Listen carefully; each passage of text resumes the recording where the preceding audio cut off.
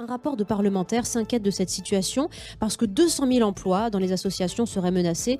On va parler de tout ça avec vous, Thomas Lecollet, bonjour. Bonjour. Vous êtes membre du collectif des associations citoyennes. Et important de venir défendre ce cœur de métier parce que finalement c'est un maillon essentiel, on le disait. 1 300 000 associations en France qui s'appuient sur 16 millions de bénévoles.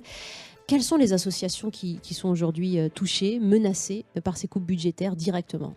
Alors, pour l'instant, on n'a pas encore bien une grande visibilité quant aux restrictions budgétaires, parce qu'elles vont intervenir notamment à partir de 2015, même si, effectivement, depuis 2010, déjà, les diminutions de subventions touchent beaucoup d'associations, et notamment les petites et les moyennes associations, celles de quartier, les associations culturelles, sportives, de loisirs ou de médiation sociale. Ce sont celles-là pour lesquelles nous, on s'inquiète le plus au collectif des associations citoyennes. Vous tirez la sonnette d'alarme dès maintenant, parce que finalement, ça a commencé de vous inquiéter depuis un petit moment.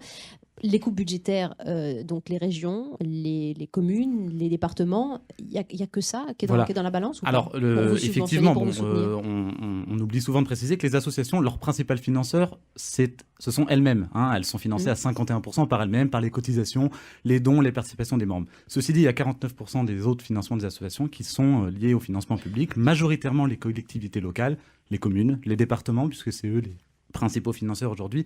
Et c'est ceux-là qui vont voir leur dotation considérablement baisser en 2015 et jusqu'à 2017. Et c'est pour ces raisons-là qu'on est très inquiet aujourd'hui. Avec un impact sur les petites associations. Alors donnez-nous un exemple concret qui nous concernerait tous. Alors exemple concret aujourd'hui, je pense l'association Médiation Femmes 2000 dans le 20e arrondissement à Paris, qui à force de restrictions budgétaires va être obligée de licencier un certain nombre de ses médiatrices sociales. Et donc ce sont toutes ces femmes immigrées, étrangers qui viennent chercher de l'aide, un accompagnement social, humain et administratif pour toutes leurs démarches, qui du coup ne trouveront plus réponse à leurs besoins, alors que paradoxalement, la demande, elle, continue de s'accroître. Si vous travaillez en associatif, appelez-nous au 39 21. Si vous donnez ou si vous donniez aux associations, appelez-nous aussi parce que ces associations, elles sont en danger pour certaines d'entre elles.